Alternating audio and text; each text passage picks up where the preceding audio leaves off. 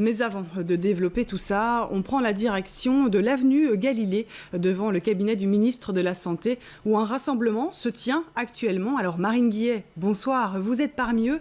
Ils sont médecins, assistants et dénoncent leurs conditions de stage.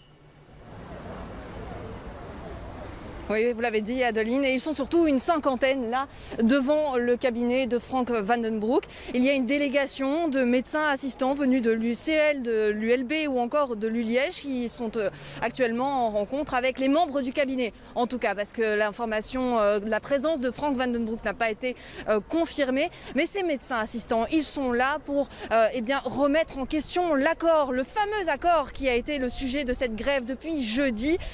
Cet accord sur le statut social des médecins étudiants au sein de la commission paritaire nationale des médecins et hôpitaux. Plusieurs points de cet accord sont remis en question, notamment les limites du nombre d'heures que ces médecins assistants peuvent prester.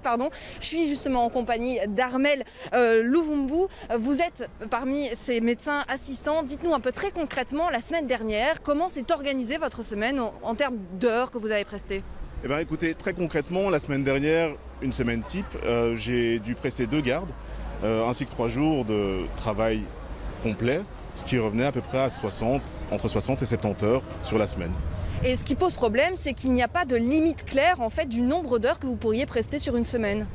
Exact. Alors, si certains ont parfois la chance de pouvoir avoir une claire limitation, un bon respect de leurs horaires, comme ce qui est généralement mon cas, certains, malheureusement, peuvent être amenés, que ce soit à l'occasion de gardes rappelables ou d'horaires supplémentaires qui sont sollicités par leur patron ou par leur résident, à se représenter afin de prester des heures supplémentaires.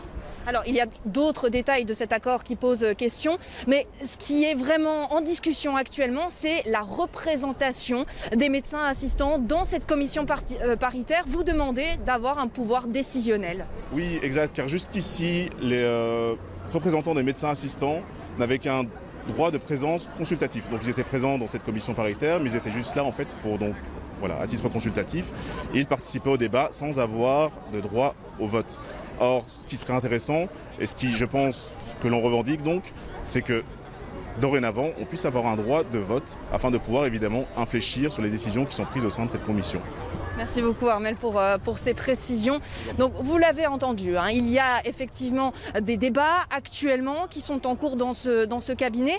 Et vu que la discussion est en cours, un appel à la suspension de cette grève a été demandé à partir de demain 8h. On parle bien de suspension parce que les médecins assistants qui se trouvent derrière moi ont bien conscience de l'impact de cette grève sur le traitement des patients. Ils veulent retourner pour pouvoir rendre service, mais ne lâcheront rien quant à cet accord, Adeline. Merci beaucoup Marine Guillet pour toutes ces explications en direct.